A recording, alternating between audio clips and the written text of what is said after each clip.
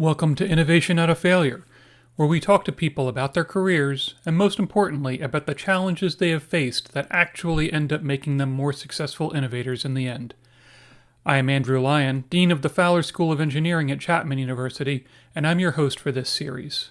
This week, we're speaking with Dr. Philip Wyatt, founder and chairman of Wyatt Technologies, a company that in many ways has completely revolutionized how we go about characterizing and understanding macromolecules, from proteins to DNA to synthetic polymers. Let's join the conversation, where Dr. Wyatt is sharing the fascinating story of his company's start and its growth. So I thought I'd sort of give a summary of my background until I started going into this commercial world, and that began probably when I was in the 8th grade. In Chicago, my parents decided we ought to go to the University of Chicago Laboratory School, which was a very interesting experiment. I think you know about education and the people who started all that concept. But in any event, the lab school was quite interesting. It got us finished when we were in 10th grade. We were supposed to enter college. Hutchins had come up with the idea that the time for people to learn the most is when they're in their finishing second year of high school. So at age 16, we began what was called college, the great books. We were going to spend 4 years reading about the great books of the Western world. And of course, in those days, that must have been the late 1940s, there were many veterans from the Second World War who were also attending college. So we had classmates who were 13 years old and also 25 or 26. So it was a very unusual mixture. They were also very bright. And I must say that the University of Chicago decided that the average grade of any student should be C. And accordingly, 50% of the class had to receive C's, 20% B's, 20% D's, and then the rest 5% A. And it made it very difficult to get a decent grade point average, but the University of Chicago said that was unimportant. In any event, after finishing at age 18, I was 20 when I finished. So my mother suggested I go to Cambridge in England, and her brother had been there. He was a member of parliament, and so I thought that sounded like a good idea. So I packed up, got admitted to Christ's College, Cambridge University, and began to study, I thought, physics. It seemed like a good subject. It was called mathematics, and I noticed that it was difficult. In fact, it was amazingly difficult, and I never had any of that basic mathematics before that in England they learned in high school, and barely got by at the end of the year. Received a really nasty letter from the senior tutor who said essentially, some people have talents and yours are not in mathematics, and if you try, you're just going to fail again, and suggest that you just forget about it. So I went back, of course, to the United States, decided I'd better get back to the University of Chicago and learn a little bit of physics. And so I started physics again at Chicago, and within another year or so, I was able to get a bachelor's degree in physics. And then it was suggested that maybe I get a PhD. That seems like a nice idea. And in those days, without much trouble, one could get a teaching assistantship. And I applied just to the University of Illinois, and they took me. It was interesting. After I'd been at the University of Illinois as a teaching assistant for a few months, the University of Illinois Office of Admissions flipped out. They said, wait a minute, this guy doesn't have a B average. And, he came from the University of Chicago. Anyway, there was a big complaint. Nevertheless, I got through with flying colors that first year. Then came the second year and the first failures. Namely, I failed a qualifying exam. If you want to get a PhD, you have to get a qualifying exam. I was able to fail that. And I took it again a second time and failed it again. Again, so what do you do? That's a failure. Just, no, I've got to get a PhD. So I decided you see, I had a very famous uncle who was a physicist who kind of guided me, but I think it was hopeless. Nevertheless, I thought, well, Chicago, why don't I try? There was a opportunity at Florida State University. That's in the South. Seemed appropriate. Professor there actually had been a student of my uncle's, and so I thought that seemed pretty good. Anyway, went down there as a research assistant, and within a couple of years did finish up the PhD requirements, passed all the exams with flying colors, and graduated with a PhD. The next thing was a job, and in those days, of course, jobs were very easy to obtain. This was, what, 1950, 54, and a lot of good jobs available. I eventually ended up at the Ford Motor Company. I had spent a summer or two at the Los Alamos National Lab, learning how to program, which in those days was pretty rare. So I came with good skills to Ford. Ford Motor Company, very interesting. Friend of one of my colleagues there was accidentally got a list from the manager of the department of everybody's salary. That was interesting.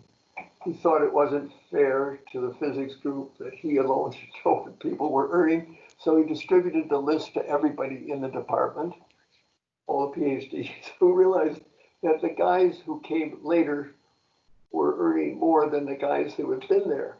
And within a matter of months, everybody had left. I then was lured to Santa Barbara.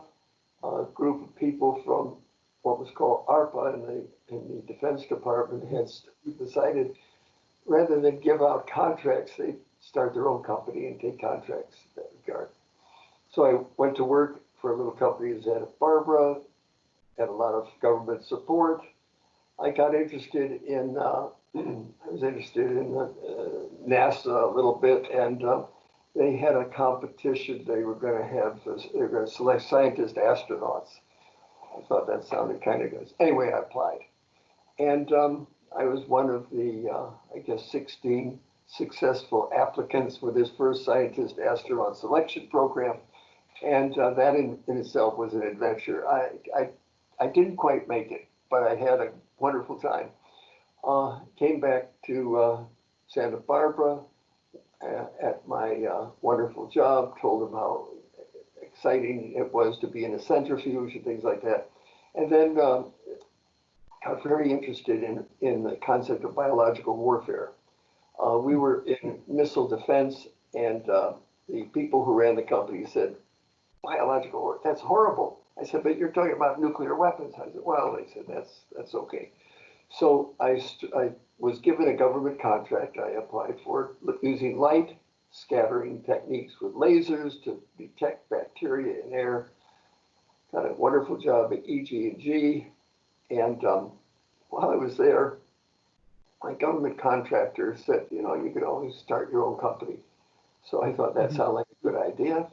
I had taken a course in microbiology at the university and came back home at night with hands stained with all these wonderful gentian, violet, malachite green. My wife was pretty amazed, but anyway, I did decide to start a little company. I had some nice contract support for the government, and it seemed like a good opportunity to build up a big company. One of the original members of the board of directors was a guy called, who was a very famous venture capitalist and from Hewlett Packard. Anyway, in summary, we had some very wonderful advisors, directors. We were running out of money though, and things it was a wonderful little company. We started building the first instruments that had a laser in them, and we were making light scattering measurements, and this was quite a wonderful opportunity. No one had really heard of lasers and instruments, and it was very difficult. People were not ready to necessarily purchase them. The person that had joined us from who was the Hewlett Packard was a guy called Tom Perkins, and Tom Perkins was very famous as a great venture capitalist.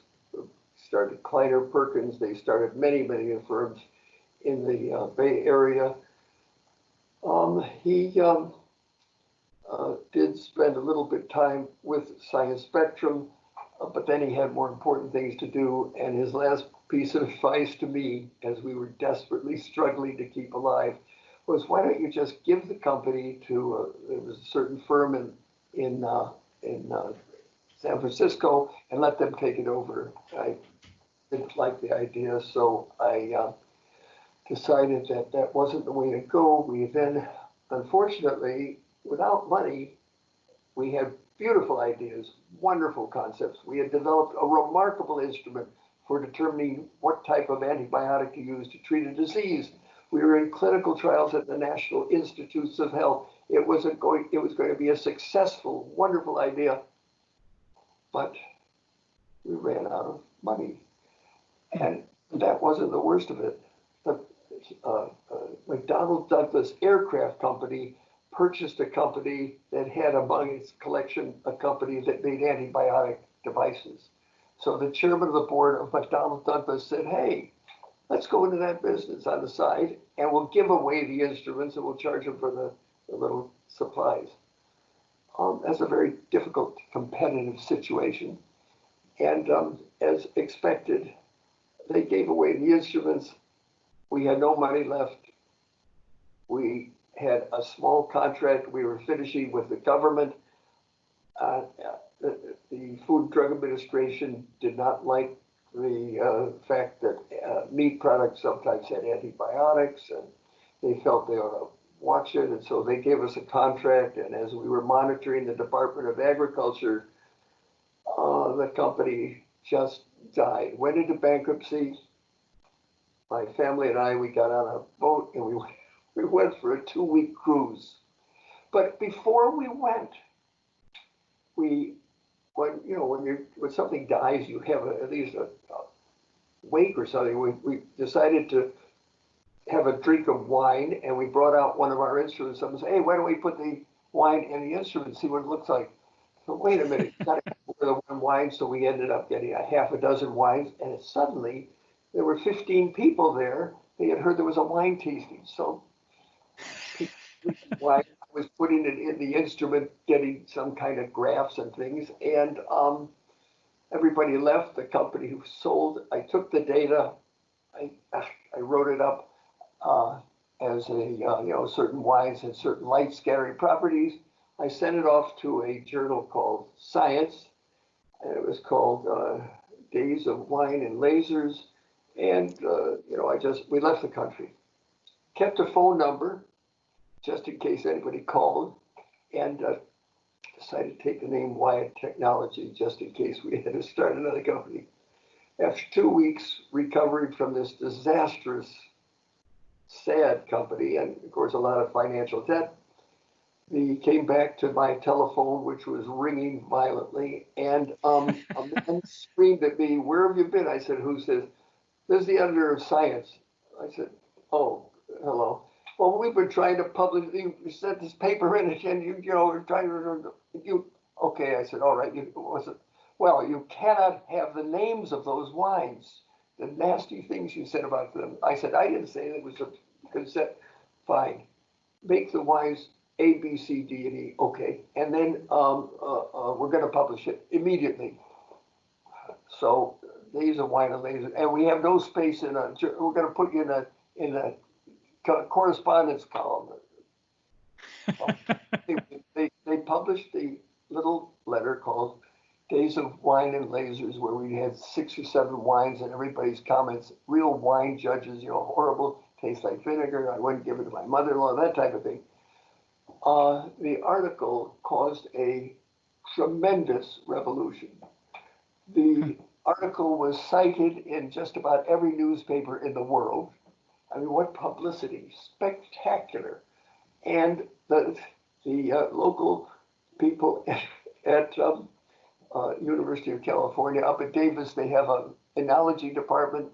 They flipped. They thought it was horrible. And everybody was condemning it. Laser wine, Buck Rogers wine.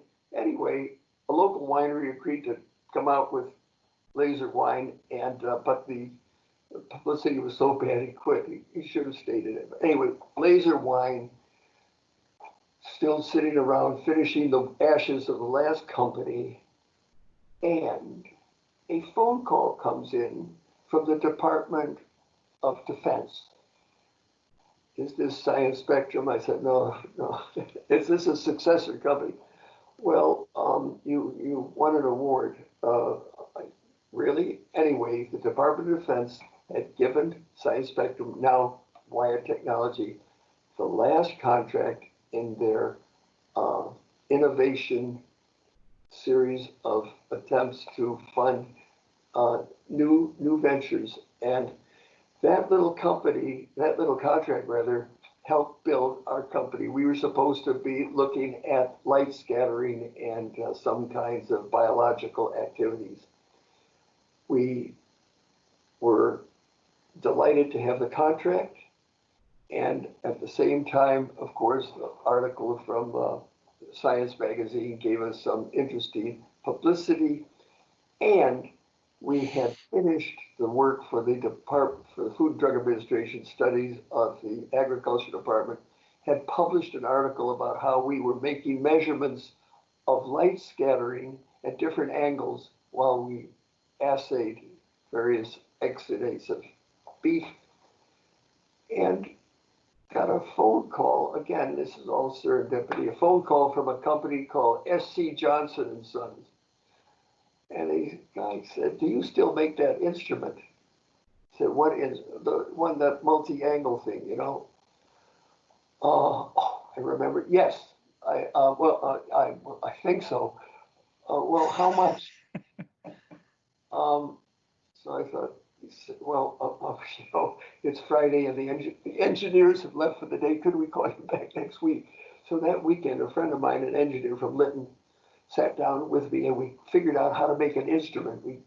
How many parts, it cost $2,000 in parts, and we built it this way, and we had flows and all that. Following Monday, called back SC Johnson. Oh, by the way, so we figured out it was going to cost a few thousand. And I think by the time, maybe, okay, $22,000 seemed like a nice number. Oh, no, they'll never go. Talk to SC Johnson. The engineers have figured, how much, he said. So I said, it'll be, I guessed, about $22,000. So I finally said, when can you deliver? Holy cow. Okay. Anyway, that was the beginning of a little company called Wyatt Technology Corporate Company, and then became a corporation.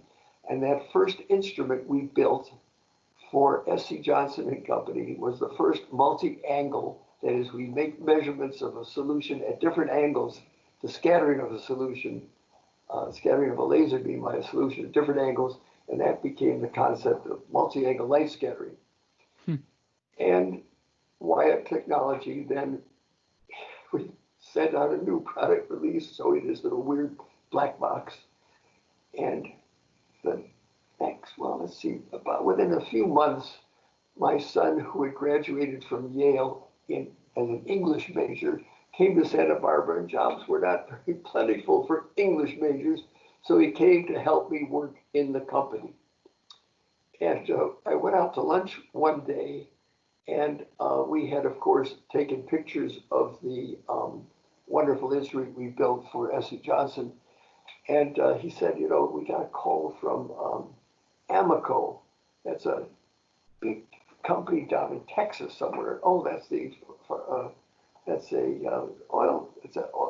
it's a big oil producing company. They want to get one of our instruments. Really, I said. So anyway, we figured out a price for them and began developing the first really commercial laser light scattering instrument to be used for the measurements of of particles and molecules in solution. So that was a very tough start. The company was very slow. The instrumentation was wonderful, but we had competition. Namely, there was a company called Beckman Instruments. They had an instrument to make measurements of molecules in solution at very low angles. They dominated the world in that instrument. They sold it out. They sold it to a company called Chromatics. And who wants multiple angles when you can get this perfect answer? It took many years. We had some small government contracts that kept us going. We occasionally sold an instrument, and eventually our technology became very important. And so we had a group of about 5 or 6 PhD physicists. We built and developed some very beautiful instruments. And so for the first time, we became debt-free from the banks. We were able to start selling commercial instruments. The competition was horrific, though. It's very difficult to compete against a company. In fact, as an example, we had DuPont. They bought one of our instruments, and they needed a special auxiliary instrument to measure what's called the refractive index increment of a solution, a differential refractometer. We just made light scattering equipment. So there was a competitor of ours, the one that did low angle light scattering. They had a refractometer. So the scientists from DuPont called them up and said, I want to buy one of your refractometers. And the man said, well, wait a minute, do you have one of our light scattering things? No, we've got a much better. We got a multi-angle device. Well, I can't sell it to you. Long pause. Excuse me. This is the DuPont company. Are you serious? No, if you want to buy that, you buy our instrument, our low angle instrument. He was furious. He immediately called us, came out, told us where we could get a refractometer, and began guiding us to the more lucrative markets of selling instruments. He was with us for about a year, went back to DuPont. In the meantime, our instruments were slowly adopted. And multi-angle light scattering, that is, we make measurements of a solution at the scattering of light at a variety of angles, let us determine the molar mass, the size of molecules, extremely important. And it's become, well, it was a remarkable, wonderful series of years. We built better and better instruments. We finally became accepted. And today, surprisingly, maybe not so, the instruments that we make are currently being used by most of the companies who are searching for a new vaccine for the COVID virus. And our instruments are now sold throughout the world. They become the most important instrument because with light scattering, you can pretty well do anything. At least that's what we discovered. So this has been, I'm getting to be quite old. And of course, naturally, my son, with his Harvard MBA, has done beautifully running the company. I'm now in a position of being the nagging chairman of the board. My other son, we dragged here probably, 30 some odd years ago. He had graduated from Berkeley with a degree in genetics, had gone to work and become a tremendous salesman for a company called Becton Dickinson up in the Bay Area, and won awards. So my oldest son, Jeff, who now runs the company, he said, hey, what's he doing up there? He should be down here helping us. We'll have to buy him. So I had a Great Dane dog at the time, and so we offered him the opportunity, if he came down to join us, we'd lend him the dog on the weekends. He could go to the big shopping malls and meet girls. So he said, oh, well, okay. So he took the dog one day to the shopping mall and came back. We said, well, did you meet a nice young lady? He said, they're all about 10 years old. They left the dog. So anyway, that was the end of it. He finally did find a wonderful wife, got married, and that's sort of a background summary of the company. The instrumentation now is world class. We have a couple of just brilliant scientists here who have discovered instruments and have helped us develop a huge patent base. And slowly but surely now, I think every major pharmaceutical company in the world have our instrumentation. They are used not only for discovery purposes, but also for monitoring the quality of the vaccines. I think a large number of vaccines made in the world are now based in many ways upon measurements from our instruments. So there were lots of bad steps and failures, but with the right friends and the right support and enthusiasm, it worked out well. By the way, one of the things we had to get patents, and in the early days of the company, patent expenses are very high. So what do you do? So I said, well, I better learn how to become a patent attorney or patent agent. Literally, after a few years study, I took the bar exam and passed.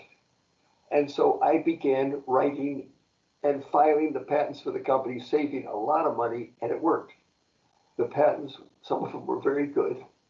I'm very proud of some of them. And that concept of filing patents became a very strong motivation for the company. So as we develop new products, new innovations, we patent them. And the company's position in terms of its patents has been extraordinary. So again, out of need to save money or whatever, it's been a wonderful adventure. I don't know if I told you enough of this about things happening. Yeah, no, this was fantastic. I love the story, and one of the things that's I think striking about the story um, is there were quote unquote innovations that came out of real serendipity, so the wine story, but then a huge amount of the innovation and the intellectual property position of the company has come out of hiring really outstanding people, letting them innovate within the construct of here are the problems that we're trying to solve, or here are the problems that our customers need to solve. And I guess given that you've kind of bookended that notion of innovation, what does that word innovation really mean to you? Can you crystallize it down into single definitions? Well, obviously, innovation is needed to solve a problem. Sometimes a problem cannot be solved by the current tools. So therefore, what do you do? For example, we want to make measurements on molecules to determine the size of the molecules. But wait a minute, in order to do that, you need a few milliliters of the solution because that's the way our instruments are built. You can't, what are you going to do? Well, we better develop an instrument that can make measurements of extremely small volumes, microliters. Make anyway, that caused us to develop an instrument of extremely small volume, which became invaluable for certain of the pharmaceutical industry. When they're discovering new drugs, they don't have enough. They have to either use mass spectroscopy, which is expensive, or they can use light scattering. That innovation was very important for us. We also have some pretty brilliant people here. We've always worked with other people's instruments that complement our own. When you are an innovative company, you look at the instruments you're using and you recognize that maybe they're not that good. They have shortcomings. So the problems that we developed, that we were confronted us when we were making measurements with our instruments and auxiliary instruments by other companies, was that those instruments were not sensitive enough. They did not serve the purpose. So we had to come up with our own ideas and developments of those instruments. And there are some instruments that are used to separate molecules. Very important. If you have a mixture of molecules, you'd like to know what are they. If they're all the same, fine. But if they're different, you've got to separate them. And when you separate them, you've got to measure them. And how do you measure them when they're at such low concentrations? And how can you determine their size and mass?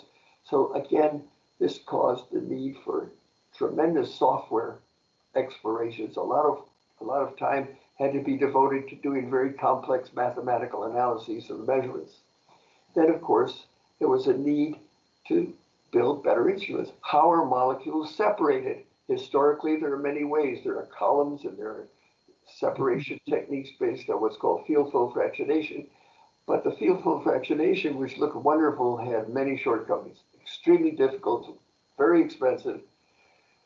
So my brilliant physicist or two that we had here figured out a way of making a much better instrument. And this has been in the recent years. The innovations of this particular separation technique are enormous. So much so that the traditionally, when you have a mixture of chemicals or molecules, traditionally there's a technique called size exclusion chromatography. You use columns that are packed with certain materials and push the molecules through, and the larger ones come out last. They have to get through. The little ones come through first, and in that manner, then you can separate the molecules, but they don't work very well. So we tried to do this field flow fractionation. That didn't work well. Anyway, the results of the frustration of being able to produce the best results. I must say our instruments did produce the best results, but they depended on the quality of the auxiliary instruments, the chromatography columns, the separation machinery, the fractionation machine. And they all had serious problems. Those problems only were evident when we started our measurements, because our measurements were so precise, we immediately could see the difficulties in separation. So we actually have for many years been developing very new separation, improving on the previous devices. There's competition, but the instrumentation that has come out of this need to separate and to do it the best. And of course, one of the other things is some of these instruments are so difficult to operate. The people who use them have to have tremendous skills to get all the liquids flowing. And then something is leaking, and the leaking causes a starting all over. Anyway, I'm sure you've been through chromatography problems. These problems caused us to think about the need to get instruments that are easy to build, that don't leak, easily assembled, and most importantly, that they work and they function properly. So there's always been this need to produce instrumentation that solves initially our problems, which of course are just feedback from our customers who complain about problems they're having with our instruments. So I think that's one of the motivations we've had all these years. Yeah, I can speak from personal experience. I think some of the work that we've done in my group using your field flow fractionation tools and also concentration gradient light scattering, those were instruments that we became aware of that didn't just help us solve problems that we had existing. They also opened up new opportunities for us to study systems in ways that we had never perceived before we could study them. And so that, I think, also is this nice kind of march forward of science. As you do instrumentation development and innovation, it opens up new experiments that scientists previously didn't perceive as being even possible. And so that's been kind of one of the exciting parts of watching the evolution of your company for me as a researcher. Well, it's been, we certainly have enjoyed it. And I think by listening to our customers and spending a lot of time with them, we've learned a lot and have been able to improve our instrumentation. I think the field flow fractionation, wait until you see what's coming in the next few weeks, or no, I guess a few months, really. It's unbelievable. But interesting, at this time, we keep a bibliography of all articles that reference our instruments in some way or another. Right now, I think we have more than 16,000 refereed articles referencing our instruments. So as a marketing tool, an individual can go to our website and search a particular topic and find papers that have done the work. I guess I'm very old-fashioned. I believe in publications, but some of the younger staff, they don't feel that it's important to publish. There's an emphasis here among many of them to do patents, that's fine. But publications, I think, are so important. Well, it's too much work that we could just run an ad, or we'll go to a website and give a demonstration.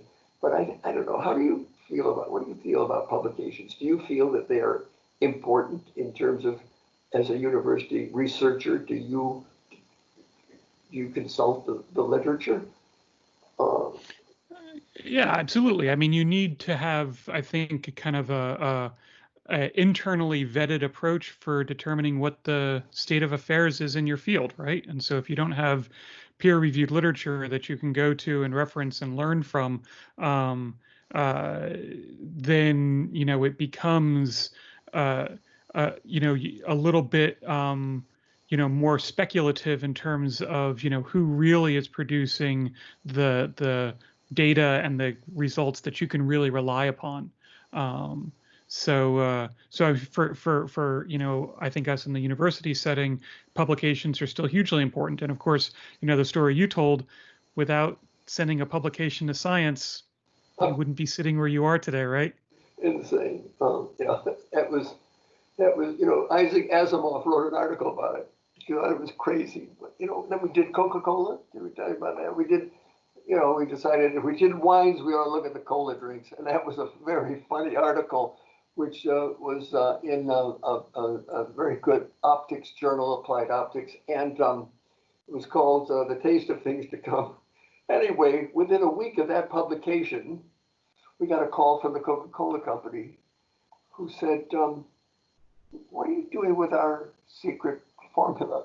They were very concerned that we were unraveling their formula. So they decided, this couldn't have come at a better time. This is early on, they decided they better give us some small contracts to watch and see what we were doing, whether we were going to really go into the cola business. So they gave us a contract to do some crazy things with cola drinks, but it was just, those articles are wonderful. Always write a good scientific paper, and I think you'll be rewarded. And especially, I have to confess, the number of papers that are published nowadays by our staff is infinitesimally small. I'm very disappointed. A few of the staffers work very hard, and there are a lot of good, high quality patents. That's wonderful, and we need them. But that ordinary publication for a journal, as you know how many journals there are now? 173,000 different journals with more appearing every day. I'm sure you've received an invitation to become an editor or participant of some new journal. So it's just unbelievable, the number of journals. But I think that the concept of publication, I think, still is very important, especially in a reasonably good journal. There are some journals, as you know, that think they're extremely good and are very selective in how they pick their customers. But I've had a lot of complaints in the literature. I've complained about these things quite often. I don't like the current system of refereeing at times. Well, again, there's so many journals that they don't even referee your articles, they'll publish it. But I mean a good journal. And, I hear that I'm really angry at Nature. What's the matter with those guys? I sent them a paper. When I was in grad school, I had an article published in Nature, which is kind of fun. But I think that by the way, I think that's an important thing. If you're going to go and become an entrepreneur, at least take some of your work and let the public decide on what they think about it. Mm-hmm. There's nothing better than if you're going into the scientific instrument business, publish a few articles and see what people say. And quite often it's unpleasant, and that's the best type of advice to get. And quite often, gee, it worked great, but can't it do such and such? Then I guess you need marketing people to see if there's any market for it. And we've gone into dead ends that some poorly trained marketing people think was just wonderful, but there was no market. So that's a problem. Well, Phil, Dr. Wyatt, this has been fantastic. I really appreciate you taking the time to speak with me today. I think the students will benefit tremendously from your story. Do you have any parting words of wisdom for the students as we end our time? Well, I think many of them will perhaps become entrepreneurs. And firstly, if you're going to form a company, one, the most, oh, you've got dogs too. So the most important thing is have your name. The company, as you look around at all the companies, they have applied this, something that, why, all scientific terms. Every company that a person would start should have a person's name. That is essential because think of how many companies have spec or something in it, or think of how many companies have bio or proteins or investigations or research. Or have your name. That's the most important thing. Form a company, have your name. The second rule that was told to me by Tom Perkins, who was of the Hewlett Packard fame and Kleiner Perkins, he said, you must always have the courage and ability to fire your best friend. And that, on a couple occasions, a time ago, was very important. If your best friend, if you cannot fire your best friend and he is a partner with you in business, you won't be successful if he fails. So those two things, enjoy, excite, form companies, put your name on it, and make sure that if your friends are there, they're not going to be certain of their employment unless they produce. How's that? I love it. Wise advice. Again, thanks a lot. I appreciate you taking the time, and I'll let you know what the students have to say. I'm sure they'll have some fantastic questions for you. Oh, you mean I get to hear those questions? You will. You will. Fun. Well, thank you so much for the opportunity. I had meant to send you a copy of a letter. It's somewhere up on the wall. You know, you can see way back in the wall, there's a picture. That is a letter that I received after my 1 year at Cambridge from the senior tutor there who said to me, Wyatt, you have no abilities in mathematics. If you want to try again, you will fail again. And you should just stay away from a subject that you could never master. And anyway, it's something to that effect. And my wife insisted on framing it because there's an inspiration when someone tells you you don't have it, you're never going to be able to do it. It's a challenge and it's tough sometimes.